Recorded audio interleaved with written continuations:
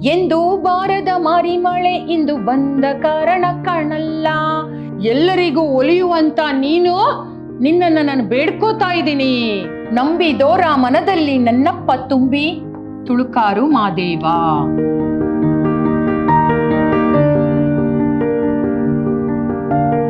ಎಲ್ಲರಿಗೂ ನಮಸ್ಕಾರ.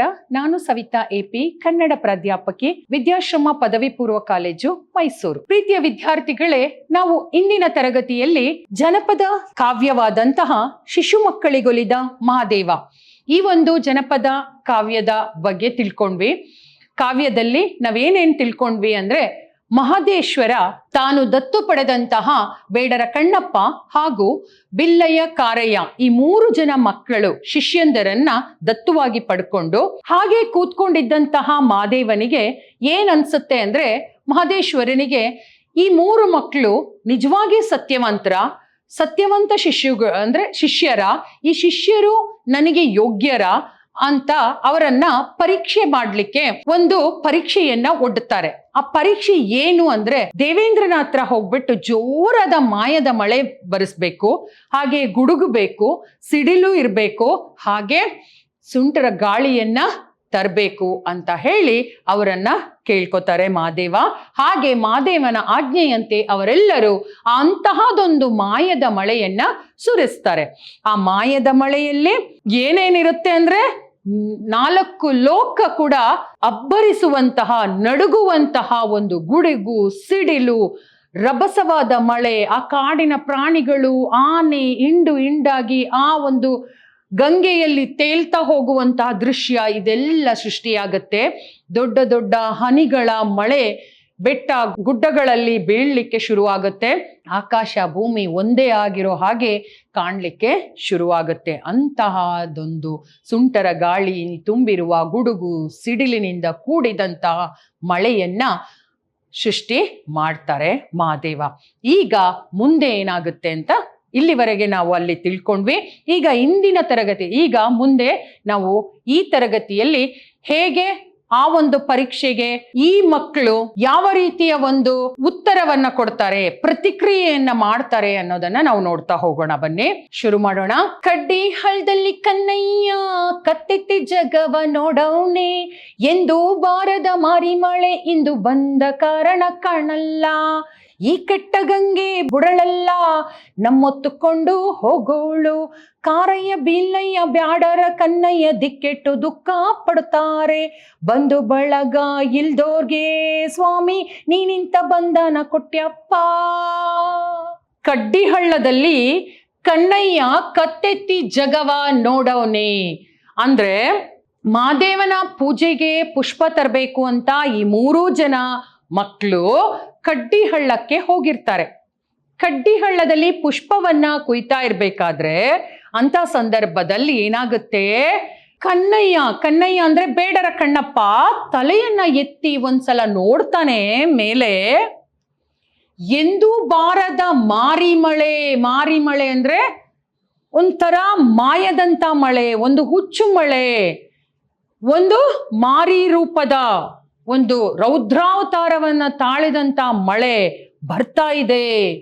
ಇಂದು ಬಂದ ಕಾರಣ ಕಾಣಣ್ಣ ಅಂದ್ರೆ, ನಾನು ಯಾವತ್ತೂ ಇಂತಹ ಒಂದು ವಿಚಿತ್ರವಾದಂತಹ ಮಾರಿ ಮಳೆಯನ್ನ, ರೌದ್ರ ತಾಂಡವಾಡ್ತಿರುವ ಮಳೆಯನ್ನ ನಾನು ಇಲ್ಲಿನವರೆಗೂ ಕಂಡಿಲ್ಲ ಅಂತ ಬೇಡರ ಕಣ್ಣಪ್ಪ ಹೇಳ್ತಾನೆ. ಮುಂದೆ, ಈ ಕೆಟ್ಟ ಗಂಗೆ ಬುಡಳಲ್ಲ ನಮ್ಮೊತ್ಕೊಂಡು ಹೋಗುವಳು. ಈ ಕೆಟ್ಟದಾದಂತ ಗಂಗೆ ಏನಿದ್ದಾಳೆ, ಇವಳು ತುಂಬಿ ಹರಿತಾ ಇದ್ದಾಳೆ. ಆಕಾಶ ಭೂಮಿ ಅಂತ ಇಲ್ಲ, ಮಳೆ ಹೊಡಿತಾ ಇದೆ. ಆ ಕಾಡು ಪ್ರಾಣಿಗಳು ಹಿಂಡು ಆನೆಗಳನ್ನೇ ಹೊತ್ಕೊಂಡು ಹೋಗ್ತಿರೋ ಈ ಗಂಗವ್ವ ನಮ್ಮನ್ನ ಬಿಡ್ತಾಳ, ನಮ್ಮನ್ನ ಬಿಡಲ್ಲ ಅಂತ ಹೇಳ್ತಾ ಇದ್ದಾನೆ ಕಣ್ಣಯ್ಯ. ಕಾರಯ್ಯ ಬಿಲ್ಲಯ್ಯ ಬ್ಯಾಡಾರ ಕನ್ನಯ್ಯ ದಿಕ್ಕೆಟ್ಟು ದುಃಖ ಪಡುತ್ತಾರೆ. ದಿಕ್ಕೆಟ್ಟು ಅಂದ್ರೆ ಅವರಿಗೆ ದಿಕ್ಕೆ ತೋಚದಾಗ್ತಾ ಇದೆ. ಅವರು ಹಳ್ಳದ ಹತ್ರ ಇದ್ದಾರೆ, ಹೂ ಕುಯ್ತಾ ಇದ್ದಾರೆ, ಈ ಜೋರಾದ ಮಳೆ ಬೀಳ್ತಾ ಇದೆ, ಈ ರಭಸವನ್ನ ಕಣ್ಣಿಂದ ನೋಡ್ಲಿಕ್ಕಾಗದೆ ಈ 3 ಜನರು ಕಾರಯ್ಯ ಬಿಲ್ಲಯ್ಯ ಬ್ಯಾಡರ ಕನ್ನಯ್ಯ ದಿಕ್ಕೆಟ್ಟು ದುಃಖ ಪಡ್ತಿದ್ದಾರೆ ಅಂದ್ರೆ, ಅವರು ಚಿಕ್ಕ ಮಕ್ಕಳು, ಅವರು ದುಃಖ ಪಡ್ತಿದ್ದಾರೆ ಅಂದ್ರೆ ದುಃಖಿಸ್ತಾ ಇದ್ದಾರೆ, ಜೋರಾಗಿ ಅಳ್ತಾ ಇದ್ದಾರೆ. ಬಂಧು ಬಳಗ ಇಲ್ದೋರ್ಗೆ ಸ್ವಾಮಿ ನೀನಿಂತ ಬಂಧನ ಕೊಟ್ಯಪ್ಪ. ಇಲ್ದೋರ್ಗೆ ಅಂದ್ರೆ ಇಲ್ಲದವರಿಗೆ, ಅಂದ್ರೆ ಬಂಧು ಬಳಗ ಅಂದ್ರೆ ತಂದೆ ತಾಯಿ ಯಾರು ಇಲ್ಲ, ನಾವು ನಿಮ್ಮನ್ನೇ ನಂಬ್ಕೊಂಡು ಬಂದಿದ್ದೀವಿ, ನಿಮ್ಮ ಶಿಷ್ಯರಾಗಿ ನೀವು ನಮ್ಮನ್ನ ದತ್ತು ತಗೊಂಡಿದ್ದೀರಾ, ನೀವೇ ನಮ್ಗೆ ಎಲ್ಲ. ನಿಮ್ಮನ್ನ ನಂಬ್ಕೊಂಡು ಬಂದಿರೋ ನಮಗೆ ನೀನು ಈ ಥರದ್ದೊಂದು ಬಂಧನ, ಈ ಥರದ್ದೊಂದು ತೊಂದರೆನ, ಈ ಥರದ್ದೊಂದು ಕಷ್ಟನ ಕೊಟ್ಬಿಟ್ಟಿಯಲ್ಲಪ್ಪ ಅಂತ ದುಃಖ ಪಡ್ತಾ ಇದ್ದಾರೆ. ಈಗ ನೋಡಿ, ಆ ಕಡ್ಡಿ ಹಳ್ಳದಲ್ಲಿ ಹೂ ಕುಯ್ತಾ ಇರುವಂತ ಈ 3 ಜನರು ಇಂಥ ಒಂದು ಗಂಭೀರವಾದಂಥ ರೌದ್ರಾವತಾರ ತಾಳದಂಥ ಮಾರಿ ಮಳೆಯನ್ನ ಅವರು ನೋಡೇ ಇರಲಿಲ್ಲ. ಇಂಥ ಮಳೆಯನ್ನ ನಾವು ಇದೇ ಮೊದಲ ಬಾರಿಗೆ ನೋಡ್ತಾ ಇದ್ದೀವಿ ಅಂತ ಹೇಳ್ಕೊಂಡು ದುಃಖ ಪಟ್ಕೊಂಡು ಆ ಶಿವನನ್ನ ಬೇಡ್ಕೋತಿದ್ದಾರೆ. ನಾವು ಯಾರು ಬಂಧು ಬಳಗ ಯಾರು ಇಲ್ಲದ ನಮ್ಮನ್ನ ಈ ತರ ದಿಕ್ಕೆಟ್ಟು ಈ ತರ ತೊಂದರೆಯಲ್ಲಿ ಸಿಲುಕಿಸಿದೀಯಾ, ಈ ತರ ನಮಗೆ ಕಷ್ಟ ಕೊಡ್ತಾ ಇರೋದು ಸರಿನಾ ಅಂತ ಕೇಳ್ತಾ ಇದ್ದಾನೆ. ಮುಂದೆ ನೋಡೋಣ. ಹುಚ್ಚು ಗಂಗಮ್ಮ ಬಂದು ನಮ್ಮ ಅಪ್ಪನ ಗುಡಿಯು ಮುಟ್ಟೋಯ್ತು, ಇಂತೇ ದೊಡ್ಡ ಅಪ್ಪನೇ ಮುಳುಗೋದ ಮ್ಯಾಲೆ ನಾವು ಬಾಳ್ಬೋದೇನೋ ಮಾದೇವ. ಬಾಯಿ ಬಾಯ ಬಡ್ಕೋತಾನೆ ಸತ್ಯ ಉಳ್ಳ ಬ್ಯಾಡ್ರು ಕಣ್ಣಯ್ಯ. ಬ್ಯಾಡು ಗಂಪಂಗೆ ಉಳಿದೋನೇನ ಬೇಡುಕೊಳ್ತೀನಿ ಮಾದೇವ. ನೀ ಬಂದು ಮುಖವ ತೋರದಿದ್ರೆ ನಾನಿಂದು ಪ್ರಾಣ ಬಿಡ್ತೀನಿ. ಎಂತ ರಭಸದ ಮಳೆ ಹೊಡಿತಾ ಇದೆ ಅಂದ್ರೆ ಮಾದೇವನ ಗುಡಿಯೇ ಮುಚ್ಚೋಗ್ತಾ ಇದೆ. ಗಂಗೆ ಬಂದು ಬಂದು ಬಂದು ಎಲ್ಲಿ ತಲುಪಿದಾಳೆ? ಹುಚ್ಚು ಗಂಗಮ್ಮ ಬಂದು ನಮ್ಮ ಅಪ್ಪನ ಗುಡಿಯ ಮುಟ್ಟೋಯ್ತು. ನೋಡಿ, ಹುಚ್ಚು ಗಂಗಮ್ಮ ಬಂದ್ಬಿಟ್ಟು ಗುಡಿಯ ಹತ್ರ ಬಂದ್ಬಿಟ್ಟಿದೆ. ಇನ್ನೇನು ಗುಡಿನ ಮುಳುಗಿಸ್ಬಿಡ್ತಾಳೆ. ಇಂತೆ ದೊಡ್ಡ ಅಪ್ಪನೇ ಮುಳುಗೋದ ಮೇಲೆ ನಾವು ಬಾಳೋದೇನು ಮಾದೇವ. ಇಂಥ ದೊಡ್ಡ ಅಪ್ಪ ನೀನೇ, ಈ ಜಗತ್ತಿಗೆ ದೊಡ್ಡದಾದ ಅಪ್ಪ ಅಂದ್ರೆ ತಂದೆ, ರಕ್ಷಕ, ಎಲ್ಲರನ್ನ ಪೋಷಿಸುವವನು, ರಕ್ಷಿಸುವವನು. ನೀನೇ ಮುಳುಗೋದ್ಮೇಲೆ ಇನ್ನು ನಾವೇನು? ಬಾಯಿ ಬಾಯಿ ಬಡ್ಕೋತಾನೆ ಸತ್ಯ ಉಳ್ಳ ಬ್ಯಾಡ್ರ ಕಣ್ಣಯ್ಯ. ಆ ಬ್ಯಾಡ್ರ ಕಣ್ಣಪ್ಪ ಜೋರಾಗಿ ಬಾಯಿ ಬಡ್ಕೋತಾ ಇದ್ದಾನೆ. ನಮ್ಮ ಈ ಹುಚ್ಚು ಗಂಗಮ್ಮ ಮಳೆ, ಆ ನೀರು, ಗಂಗೆಯ ನೀರು ಬಂದು ರಭಸವಾಗಿ ನಮ್ಮಪ್ಪನ ಗುಡಿಯನ್ನ ಮುಳುಗಿಸ್ತಾ ಇದ್ದಾನೆ. ನಮ್ಮಪ್ಪನೇ ಮುಳುಗೋದ್ಮೇಲೆ ಇನ್ನು ನಾವೇನು ಲೆಕ್ಕ ಅಂತ. ಬ್ಯಾಡು ಗಂಪಂಗೆ ಒಲಿದೋನೆ ನಾ ಬೇಡ್ಕೊಳ್ತೀನಿ ಮಾದೇವ. ಅಂದ್ರೆ ಎಲ್ಲರಿಗೂ ಒಲಿಯುವಂತ ನಿನ್ನನ್ನು ನಾನು ಬೇಡ್ಕೋತಾ ಇದ್ದೀನಿ. ಈ ತರ ಆಗೋದು ಬೇಡ. ನೀ ಬಂದು ಮುಖವ ತೋರದಿದ್ದರೆ, ಮುಖವ ಅಂದ್ರೆ ಮುಖ ಅಂದ್ರೆ ನೀನು ಮುಖವನ್ನ, ಅಂದ್ರೆ ನೀನು ಪ್ರತ್ಯಕ್ಷ ಆಗ್ಲಿಲ್ಲ ಅಂದ್ರೆ ನಾನು ನಿನ್ನನ್ನ ಬೇಡ್ಕೋತಾ ಇದ್ದೀನಿ, ನೀ ಬಂದು ಕಾಪಾಡು. ಅಂದ್ರೆ ಯಾರನ್ನ ಕಾಪಾಡು? ಬ್ಯಾಡ್ರ ಕಣ್ಣಪ್ಪನನ್ನಲ್ಲ, ಗುಡಿ ಮುಳುಗ್ತಾ ಇದೆಯಲ್ಲ ನಮ್ಮ ಮಾದೇವನನ್ನ ಕಾಪಾಡಬೇಕು ಅಂತ. ನಿಂದು ಪ್ರಾಣ ಬಿಡುತ್ತೀನಿ. ನೀನು ಬಂದು ನಿನ್ನ ಪ್ರತ್ಯಕ್ಷ ಆಗ್ಲಿಲ್ಲ ಅಂದ್ರೆ ನಾನೇನ್ ಮಾಡ್ತೀನಿ? ನನ್ನ ಪ್ರಾಣ ಬಿಟ್ಬಿಡ್ತೀನಿ ಅಂತ ಬ್ಯಾಡ್ರ ಕಣ್ಣಪ್ಪ ಹೇಳ್ತಾ ಇದ್ದಾನೆ. ಅಂದ್ರೆ ಹುಚ್ಚು ಗಂಗಮ್ಮ ನನ್ನ ಅಪ್ಪ ತಂದೆಯನ್ನೇ ಮುಳುಗಿಸ್ತಾ ಇದ್ದಾರೆ. ಆ ತಂದೆ ಅಂದ್ರೆ ಆ ಮಾದೇಶ್ವರನನ್ನೇ, ಆ ಮಾದೇಶ್ವರ ಗುಡಿಯೇ ಮುಳುಗ್ತಾ ಇದೆ. ಇನ್ನು ನಾವೇನು ಬಾಳೋದು? ನಾವ್ ಯಾಕೆ ಬದುಕ್ಬೇಕು? ಇನ್ನು ಆ ದೇವರೇ ಮುಳುಗದ ಮೇಲೆ ನಾವು ಬದುಕಬಾರದು ಅಂತ ಬಾಯಿ ಬಡ್ಕೋತಾನೆ ಬ್ಯಾಡ್ರ ಕಣ್ಣಪ್ಪ. ಮತ್ತೆ ಕೇಳ್ಕೋತಾನೆ, ಬೇಡ್ಕೋತಾನೆ, ನೀ ಬಂದು ಒಲಿಯದಿದ್ರೆ, ನೀ ಬಂದು ಪ್ರತ್ಯಕ್ಷ ಆಗ್ಲಿಲ್ಲ ಅಂದ್ರೆ ನಾನು ಇಲ್ಲೇ ಪ್ರಾಣನ ಬಿಟ್ಬಿಡ್ತೀನಿ ಅಂತ ಬ್ಯಾಡ್ರ ಕಣ್ಣಪ್ಪ ಹೇಳ್ತಾ ಇದ್ದಾನೆ. ನೋಡಿ ಮುಂದೆ ನೋಡೋಣ. ನೀರು ತೆರೆಯ ಒಡೆದಾನು ನನ್ನಪ್ಪ ತೇಲಿ ಬೀಳ್ತಾನೆ, ನನ್ನಪ್ಪ ತೇಲಿ ಬಿದ್ದಾನಲ್ಲೋ ನನ್ನ ಮಾಯಕಾರ ಮಾದೇವ. ನೀರಿನ ಸುಳಿಗೆ ಮಾದೇವ ಸಿಕ್ಕಿ ಗರ್ಗರನೆ ತಿರುಗುವನೆ, ಸುತ್ತಮುತ್ತ ನೋಡೋನೆ ಸತ್ವಂತ ಬ್ಯಾಡರ ಕನ್ನಯ್ಯ. ನನ್ನಪ್ಪ ಹೇಳ್ಕೊಂಡಂಗೆ ಈ ಗಂಗೆ ನನ್ನೋ ಹೇಳ್ಕೊಂಡ್ ಬಿಡ್ತಾಳೆ. ನೀರು ತೆರೆಯ ಒಡುದಾನು ನನ್ನಪ್ಪ ತೇಲಿ ಬೀಳ್ತಾನೆ. ನೀರು ಈ ಒಂದು ರಭಸಕ್ಕೆ, ಆ ಸುಂಟ್ರಗಾಳಿ ತರ ತೆರೆಗಳು ಅಲೆಗಳು ಹೇಳ್ತಾ ಇರುವಂತ ರಭಸಕ್ಕೆ ನನ್ನಪ್ಪ ಅದ್ರೊಳಗಡೆ ಬಿದ್ಬಿಟ್ಟಿದ್ದಾನೆ. ನನ್ನಪ್ಪ ತೇಲಿ ಬಿದ್ದಾನು, ಆ ನೀರಿನ ಒಳಗಡೆ ಬಿದ್ಬಿಟ್ಟಿದ್ದಾನೆ ನನ್ನಪ್ಪ ಮಾದೇವ. ಎಂಥ ಮುಗ್ಧ ಒಂದು ಮನ್ಸು ಅಂತ ನೋಡಿ. ಆ ದೇವರು ಅದ್ರೊಳಗಡೆ ಬಿದ್ದ್ಬಿಟ್ಟಿದ್ದಾನೆ. ಅವನು ನನ್ನ ಮಾಯಕಾರ ಮಾದೇವ ಅದರಲ್ಲಿ ತೇಲ್ತಾ ಇದ್ದಾನೆ. ಯಾವ್ದ್ರಲ್ಲಿ? ಈ ಸುಂಟರ ಗಾಳಿಯಲ್ಲಿ ತೇಲ್ತಾ ಇದ್ದಾನೆ. ನೀರಿನ ಸುಳಿಗೆ ಮಾದೇವ ಸಿಕ್ಕಿ ಗರಗರನೆ ತಿರುಗುವಾನೆ. ಅವನ ಆ ಒಂದು ಬ್ಯಾಡ್ರ ಕಣ್ಣಪ್ಪನ ಮತ್ತೆ ಕಾರಯ್ಯ ಬಿಲ್ಲಯ್ಯ ಅವರ ಕಣ್ಣಲ್ಲಿ ಕಾಣ್ತಾ ಇದೆ, ಅವ್ರು ನಂಬಿರುವಂತ ಮಾದೇಶ್ವರ ಆ ಒಂದು ಸುಂಟರ ಗಾಳಿಗೆ ಸಿಲುಕಿ ಅಥವಾ ಒಂದು ಯಾವುದಕ್ಕೆ ನೆರೆ ಅಂದ್ರೆ ಆ ನೀರಿನ ರಭಸಕ್ಕೆ ಸಿಕ್ಕಿ ಅದರೊಳಗಡೆ ಮುಳುಗಿ ಗರಗರನ್ನೇ ತಿರುಗಿಸ್ತಾ ಇದ್ದಾನೆ. ಯಾರು? ಈ ಒಂದು ಗಾಳಿ ಮತ್ತೆ ಆ ಒಂದು ನೀರು ಹೇಗೆ ಮಾದೇವನನ್ನ ತಿರುಗಿಸ್ತಾ ಇದ್ದಾರೆ? ಗರಗರನೆ ತಿರುಗಿಸ್ತಾ ಇದ್ದಾರೆ. ಸುತ್ತಮುತ್ತ ನೋಡವ್ನಿ ಸತ್ವಂತ ಬ್ಯಾಡಾರ ಕಣ್ಣಯ್ಯ. ಸತ್ಯವಂತ. ಸತ್ವಂತ ಅಂದ್ರೆ ಸತ್ಯವಂತ. ಸತ್ಯವಂತ ಬ್ಯಾಡರ ಕಣ್ಣಪ್ಪ ಇದನ್ನೆಲ್ಲ ನೋಡ್ತಿದ್ದಾನೆ. ನನ್ನಪ್ಪ ಎಳ್ಕೊಂಡಂಗೆ ಈ ಗಂಗೆ ನನ್ನೋ ಎಳ್ಕೊಂಡು ಬಿಡ್ತಾಳೆ. ನನ್ನಪ್ಪನನ್ನೇ ಬಿಡ್ಲಿಲ್ಲ ಅಂದ್ರೆ ನನ್ನ ಮಾದೇಶ್ವರನನ್ನೇ ಬಿಡದ ಈ ಗಂಗೆ ನನ್ನನ್ನು ಬಿಡಲ್ಲ ಅಂತ ಅವನು ಹೇಳ್ತಾ ಇದ್ದಾನೆ. ಮುಂದೆ ನೋಡಿ, ಬಲಿಯಕ್ಕಲ್ಲ ತಬ್ಬವನೇ ಬಲವಾಗಿ ಇಟ್ಕೊಂಡು ನಿಂತವನೇ. ಕಾರಯ್ಯ ಬಿಲ್ಲಯ್ಯ ನೋಡಿದರು ಕಣ್ಣಲ್ಲಿ ನೀರ ಕೆಡಗಿದರು. ನಮ್ಮಿಗೆ ಬಿಟ್ಟು ಮಾದೇವೋ ನೀನು ಗಂಗೆ ಒಳಗೆ ಹೋದಾಯೋ. ಗುರುವಿಗೆ ಶಿಷ್ಯರೇ ಇಲ್ವಲ್ಲೋ, ಶಿಷ್ಯರಿಗೆ ಗುರುವೇ ಇಲ್ವಲ್ಲೋ. ನಾವು ಸತ್ತರು ಚಿಂತಿಲ್ಲ ಕಾಣ್ರೋ, ನಮ್ಮಪ್ಪ ಮಾದೇವ್ನ ಇಟ್ಕೊಳ್ರೋ. ಬಲಿಯಕ್ಕಲ್ಲ ತಬ್ಬವನೇ ಬಲವಾಗಿ ಇಟ್ಕೊಂಡು ನಿಂತವನೆ. ಆ ಬಲಿಯ ಕಲ್ಲನ್ನ ಅಂದ್ರೆ ಒಂದು ಅಡ್ಡವಾದಂತ ದೊಡ್ಡದಾದ ಬಂಡೆ ಕಲ್ಲನ್ನ ಅವನು ಗಟ್ಟಿಯಾಗಿ ಇಟ್ಕೊಂಡಿದ್ದಾನೆ. ಮಾದೇವನನ್ನ ಇಟ್ಕೊಂಡಿದ್ದಾನೆ. ಅಂದ್ರೆ ಆ ಗುಡಿಯೊಳಗಿದ್ದಂತ ವಿಗ್ರಹ ಆಗಿರುತ್ತೆ, ಲಿಂಗ ಆಗಿರುತ್ತೆ. ಕಾರಯ್ಯ ಬಿಲ್ಲಯ್ಯ ನೋಡಿದರು ಕಣ್ಣಲ್ಲಿ ನೀರು ಕೆಡುಗಿದರು ಅಂದ್ರೆ ಕಣ್ಣಲ್ಲಿ ನೀರನ್ನ ಹಾಕ್ತಾರೆ. ಕೆಡುಗಿದರು ಅಂದ್ರೆ ಹಾಕಿದರು ಅಂತ. ಹಾಕಿದರು ಅಂದ್ರೆ ಕಣ್ಣಲ್ಲಿ ನೀರು ಹಾಕ್ತಾ ಇದ್ದಾರೆ ಕಾರಯ್ಯ ಬಿಲ್ಲಯ್ಯ ಇಬ್ರು. ಇವನು ಅದನ್ನ ಆ ಬಂಡೆಯನ್ನ ಗಟ್ಟಿಯಾಗಿ ಇಟ್ಕೊಂಡಿದ್ದಾನೆ. ಅದ್ರ ಜೊತೆಗೆ ಯಾರನ್ನ ರಕ್ಷಿಸ್ತಾ ಇದ್ದಾನೆ? ಅಲ್ಲಿ ಮಾದೇಶ್ವರನನ್ನ ರಕ್ಷಿಸ್ತಾ ಇದ್ದಾನೆ. ನಮ್ಮಿಗೆ ಬಿಟ್ಟು ಮಾದೇವ ನೀನು ಗಂಗೆ ಒಳಗೆ ಹೋದಾಯೋ ಅಂದ್ರೆ ನಮ್ಮನ್ನ ಬಿಟ್ಟು ನೀನ್ ಹೇಗೆ ಗಂಗೆ ಒಳಗಡೆ ಹೋಗ್ತೀಯಾ ಮಾದೇವ.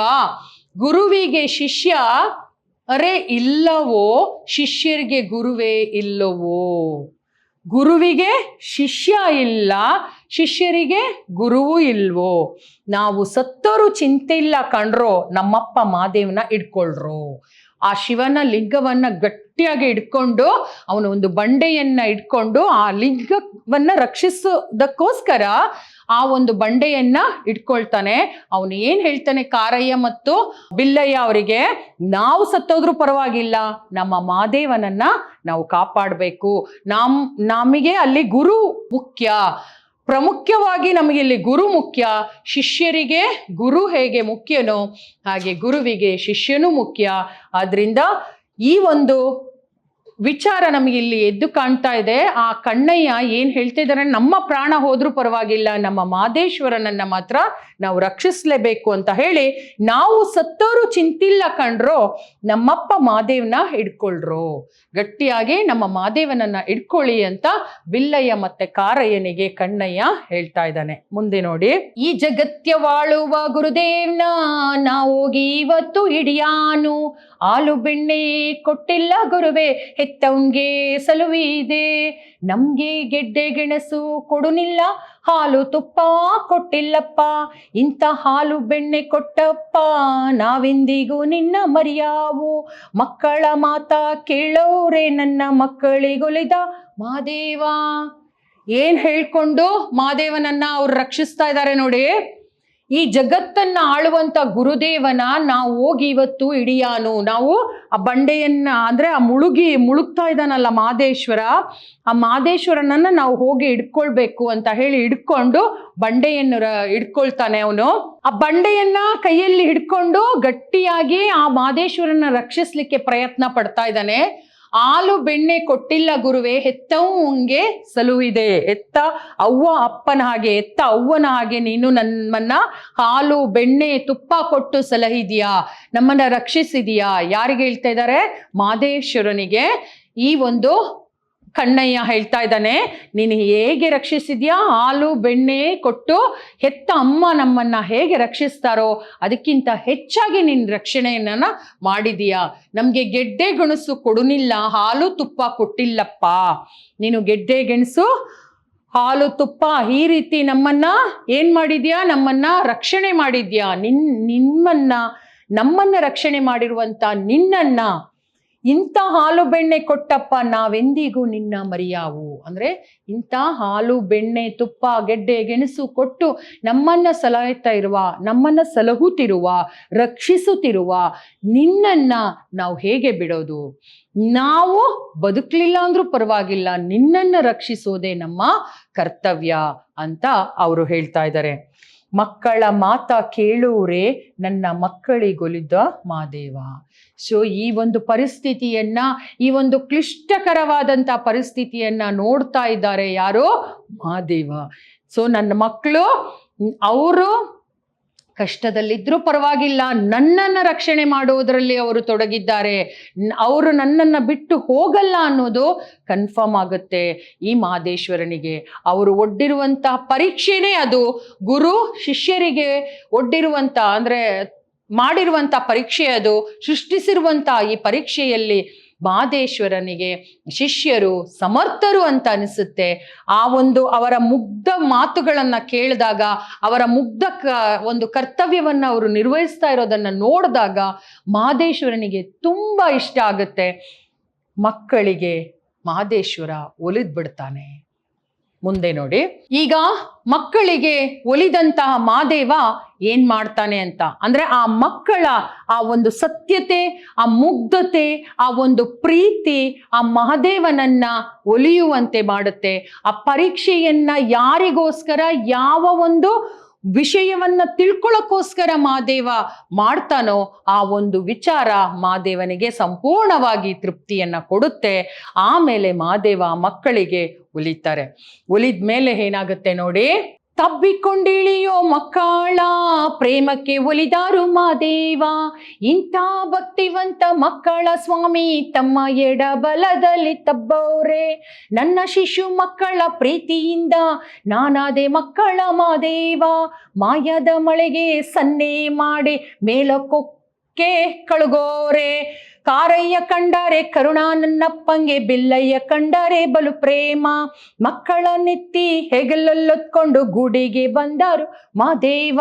ನಂಬಿದೋರ ಮನದಲ್ಲಿ ನನ್ನಪ್ಪ ತುಂಬಿ ತುಳುಕಾರು ಮಾದೇವ, ತುಂಬಿ ತುಳುಕಾರು ಮಾದೇವ. ತಬ್ಬಿಕೊಂಡು ಆ 3 ಮಕ್ಕಳನ್ನ ಪ್ರೇಮಕ್ಕೆ ಒಲಿದಾರು ಮಾದೇವ. ಅಂದ್ರೆ ಆ ಮಕ್ಕಳನ್ನ ಪ್ರತ್ಯಕ್ಷ ಆಗಿ ಮಹಾದೇವ ಆ ಮಕ್ಕಳನ್ನ ತಬ್ಕೊಂಡು ಆ ಮಕ್ಕಳ ಒಂದು ಪ್ರೇಮಕ್ಕೆ, ಆ ಒಂದು ಪ್ರೀತಿಗೆ, ಆ ಒಂದು ಒಲವಿಗೆ ಮಹಾದೇವ ಒಲಿತಾರೆ. ಇಂಥ ಭಕ್ತಿವಂತ ಮಕ್ಕಳ ಸ್ವಾಮಿ ತಮ್ಮ ಎಡಬಲದಲ್ಲಿ ತಬ್ಬವ್ರೆ. ಅಂದ್ರೆ ಇಂಥ ಒಂದು ಪ್ರೀತಿ ಇರುವ, ಇಂಥ ಒಂದು ಪ್ರೇಮ ಇರುವ, ಇಂಥ ಒಂದು ಭಕ್ತಿ ಇರುವ ಮಕ್ಕಳಿಗೆ ಒಲಿದಿರುವಂತ ಮಹಾದೇವ ತುಂಬಾ ಪ್ರೀತಿಯಿಂದ ಹೇಳ್ಕೊತಾರೆ, ನನ್ನ ಶಿಶು ಮಕ್ಕಳ ಪ್ರೀತಿಯಿಂದ ನಾನಾದೆ ಮಕ್ಕಳ ಮಹಾದೇವ. ನನ್ನ ಶಿಶು ಮಕ್ಕಳ ಪ್ರೀತಿಯಿಂದ ನಾನಾದೆ ಮಕ್ಕಳ ಮಹಾದೇವ. ಸೊ ಶಿವನಿಗೆ ಆ ಮಕ್ಕಳು ಅಂದ್ರೆ ತುಂಬಾ ಪ್ರೀತಿಯಾಗುತ್ತೆ. ಅದಕ್ಕೆ ಹೇಳೋದು ಮುಗ್ಧ ಮನಸ್ಸಿನ ಮುದ್ದು ಕಂದಮ್ಮಗಳು ಅಂತ. ಆ ಮಕ್ಕಳಲ್ಲಿ, ಆ ಮಕ್ಕಳ ಮನಸ್ಸಿನಲ್ಲಿ ಯಾವುದೇ ಸ್ವಾರ್ಥ ಇರಲ್ಲ, ನಿಸ್ವಾರ್ಥವಾದಂತಹ ಒಂದು ಪ್ರೇಮ ಇರುತ್ತೆ, ಭಕ್ತಿ ಇರುತ್ತೆ. ಅದಕ್ಕೆ ಒಲಿತಾರೆ ಮಹಾದೇವ. ಅದಕ್ಕೆ ಮಹಾದೇವ ಹೇಳ್ಕೊತಾನೆ, ಶಿಶು ಮಕ್ಕಳ ಪ್ರೀತಿಯಿಂದ ಅಂದ್ರೆ ನನ್ನ ಶಿಶು ಅಂದ್ರೆ ಶಿಷ್ಯರು ಅಂತ, ಶಿಷ್ಯರಾದಂಥ ಈ ಮಕ್ಕಳ ಪ್ರೀತಿಯಿಂದ ನಾನು ಮಕ್ಕಳ ಮಹಾದೇವ ಅನ್ನಿಸ್ಕೊಂಡೆ ಅಂತ ಶಿವ ಹೇಳ್ತಾನೆ. ಮಾಯದ ಮಳೆಗೆ ಸನ್ನೆ ಮಾಡಿ ಮೇಲಕ್ಕುಕ್ಕೆ ಕಳುಗವರೆ ಅಂದ್ರೆ ಕಳಿಸ್ತಾನೆ. ಮೇಲಕ್ಕೆ ಹೋಗು ಅಂತ ಕಳಿಸ್ತಾನೆ. ಯಾರನ್ನ?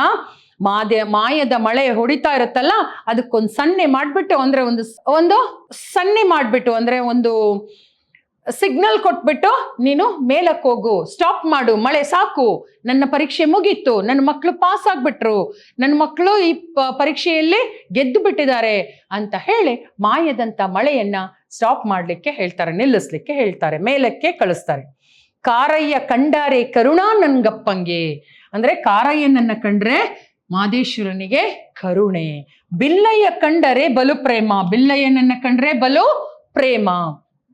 ಮಕ್ಕಳ ನೆತ್ತಿ ಹೆಗಲಲ್ಲೊತ್ಕೊಂಡು ಗುಡಿಗೆ ಬಂದಾರು ಮಾದೇವ.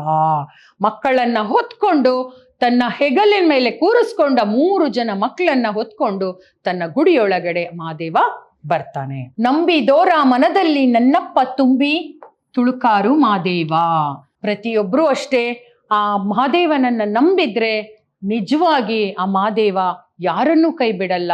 ಮುಗ್ಧ ಮಕ್ಕಳಾದ್ರೂ ಅಷ್ಟೇ, ವಯಸ್ಸಾದವರು ಅಷ್ಟೇ, ಯಾರೇ ಆಗ್ಲಿ ಮಹಾದೇವನನ್ನ ನಂಬಿದ್ರೆ ಅವರು ಕೈಯನ್ನ ಬಿಡೋದಿಲ್ಲ ಅನ್ನುವಂಥ ಸತ್ಯವನ್ನ ನಾವು ಈ ಒಂದು ಜನಪದ ಕಾವ್ಯದಲ್ಲಿ ತಿಳ್ಕೊಳ್ತಾ ಇದ್ದೀವಿ.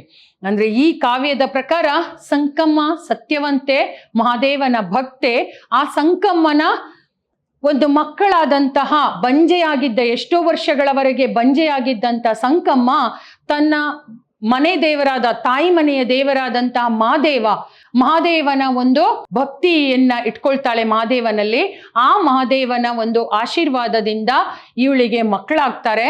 ಆ ಮಕ್ಕಳನ್ನ ಮಹಾದೇವನಿಗೆ ವಾಪಸ್ಸು, ಆ ಮಹಾದೇವನಿಂದ ಪಡೆದಂತ ಮಕ್ಕಳನ್ನ ಅವಳು ಭಾಷೆ ತಗೊಂಡಿರ್ತಾರೆ. ಮಹಾದೇವ, ನಾನ್ ನಿನಗೆ ವರವನ್ನ ಕೊಟ್ರೆ ನೀನ್ ನನಗೇನ್ ಕೊಡ್ತೀಯ ಅಂತ. ಆಗ ಅವಳು ಸಂಕಮ್ಮ ಹೇಳಿರ್ತಾಳೆ, ನನಗೆ ಹುಟ್ಟಿರುವಂತ ಮಕ್ಕಳನ್ನೇ ನಿನಗೆ ದತ್ತುವಾಗಿ ಕೊಡ್ತೀನಿ ಅಂತ ಹೇಳಿರ್ತಾಳೆ. ಹಾಗೆ ಸಂಕಮ್ಮ ಕೂಡ ಮಾಡ್ತಾಳೆ. ಭಾಷೆ ಕೊಟ್ಟಾಗೆ ಅವಳು ತನ್ನ ಭಾಷೆಯನ್ನ ನೆರವೇರಿಸ್ತಾಳೆ. ಇದೇ ವೀರಯ್ಯ ಮತ್ತೆ ಕಾರಯ್ಯ ಇಬ್ರು ಮಕ್ಕಳನ್ನ ಅವಳು ಹೆರ್ತಾಳೆ. ಆಮೇಲೆ ದತ್ತುವಾಗಿ ಶಿವನಿಗೆ ಕೊಡ್ತಾರೆ. ಆ ಮಹಾದೇವ ತನ್ನ ಶಿಷ್ಯರಾಗಿ ಅವರಿಬ್ಬರನ್ನ ಮಾಡ್ಕೋತಾರೆ. ಅವರಿಬ್ಬರ ಜೊತೆಗೆ ಬೇಡರ ಕಣ್ಣಯ್ಯ ಕೂಡ ಇರ್ತಾರೆ. ಈ 3 ಜನ ಮಕ್ಕಳು, ಈ ಶಿಷ್ಯಂದರು, ಶಿಶು ಅಂದ್ರೆ ಶಿಷ್ಯಂದರು, ಆ ಶಿಷ್ಯಂದಿರನ್ನು ಸತ್ಯವಂತರ, ಅವರು ಎಂಥ ಕಷ್ಟದ ಪರಿಸ್ಥಿತಿಯಲ್ಲೂ ನನ್ನ ಬಿಟ್ಟು ಹೋಗಲ್ಲ ಅನ್ನುವಂಥ ನಂಬಿಕೆ ಮಹಾದೇವನಿಗಿರುತ್ತೆ. ಆದರೂ ಇದನ್ನ ಒಂದ್ಸಲ ಪರೀಕ್ಷೆ ಮಾಡ್ಬಿಡೋಣ ಅಂತ ಹೇಳಿ ಇಂತಹ ಒಂದು ಪರೀಕ್ಷೆಯನ್ನ ಒಡ್ಡುತ್ತಾನೆ. ಈ ಪರೀಕ್ಷೆಯಲ್ಲಿ ಆ ಮಕ್ಕಳು ತಮ್ಮ ಒಂದು ಮುಗ್ಧ ಪ್ರೇಮದಿಂದ, ಒಂದು ಮುಗ್ಧ ಪ್ರೀತಿಯಿಂದ, ಒಂದು ಸತ್ಯದ ಒಂದು ರೀತಿಯಿಂದ, ಭಕ್ತಿಯಿಂದ ಮಹಾದೇವನನ್ನ ಒಲಿಸ್ಕೋತಾರೆ. ಕೊನೆಗೆ ಆ ಒಂದು ಮಹಾದೇವ ಮಕ್ಕಳ ಮಹಾದೇವ ಆಗ್ತಾನೆ. ಈ ಒಂದು ಶಿಶು ಮಕ್ಕಳಿಂದಾಗಿ ಮಕ್ಕಳ ಮಹಾದೇವನಾದಂಥ ಮಹಾದೇವ ತನ್ನ ಈ 3 ಮಕ್ಕಳನ್ನ ತನ್ನ ಹೆಗಲಲ್ಲಿ ಹೊತ್ಕೊಂಡು ಆ ಒಂದು ದೇವರ ಗುಡಿಯೊಳಗಡೆ ಹೋಗ್ತಾನೆ. ಅದಕ್ಕೆ ನಂಬಿದವರಿಗೆ ಶಿವ ಯಾವತ್ತೂ ಕೈ ಬಿಡಲ್ಲ, ಮಹದೇಶ್ವರ ಎಲ್ಲರನ್ನೂ ಕಾಪಾಡ್ತಾನೆ ಅಂತ ಈ ಒಂದು ಜನಪದ ಸಾಹಿತ್ಯದಲ್ಲಿ ನಾವು ನೋಡಿದ್ದೀವಿ. ಸೊ ಇಲ್ಲಿವರೆಗೆ ನಮ್ಮ ಈ ಡಾಕ್ಟರ್ PK ರಾಜಶೇಖರ್ ಅವರು ಸಂಪಾದಿಸಿ ಕೊಟ್ಟಿರುವಂತಹ ಒಂದು ಮಹದೇಶ್ವರ ಅನ್ನುವಂಥ ಮಹಾಕಾವ್ಯದಿಂದ ನಾವು ಈ ಒಂದು ಶಿಶು ಮಕ್ಕಳಿಗೊಲಿದ ಮಹಾದೇವ ಅನ್ನುವಂಥ ಒಂದು ಪದ್ಯ ಭಾಗವನ್ನ ಬಗ್ಗೆ ತಿಳ್ಕೊಂಡ್ವಿ.